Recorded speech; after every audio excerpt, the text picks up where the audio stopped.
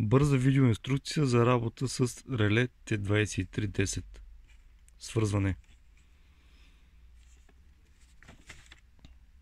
Както е показано и в описанието, при 220 волта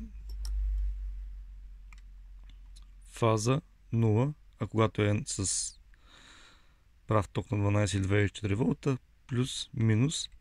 Тук имаме активен изход, което означава, че директно връзвате консуматора. Тоест, ако е на 220 волта, връзвате фаза 0 на консуматора, или съответно, ако е на 12,24, връзваме плюс и минус.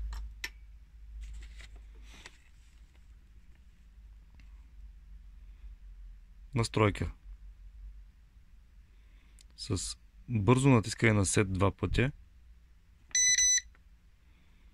настройваме двата интервала. Стрелка надолу, стрелка нагоре, увеличаваме или настройваме параметъра. С отново натискане на сет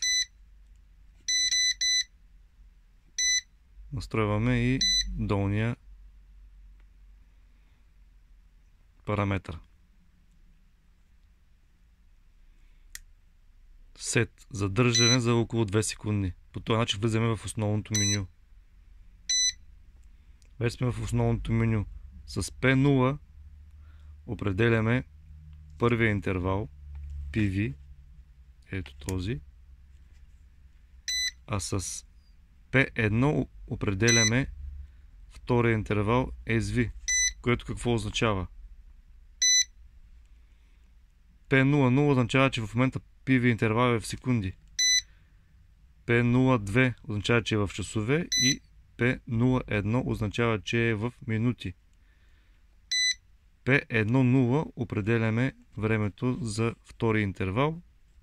Тук отново P10 е секунди, P12 е часове, P11 е минути. P2, когато е на опция ON, означава, че при включване на релето то ще започне да работи активно.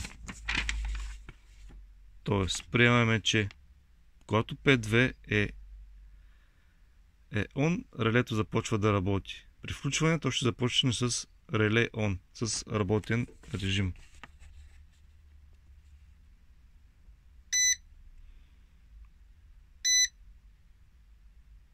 Така, сега ще ги върнем в секунди и двата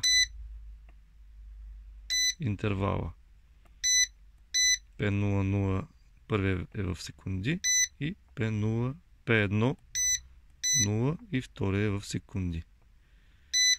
P2 задаваме, че е ON, т.е. при включване ще започне да работи.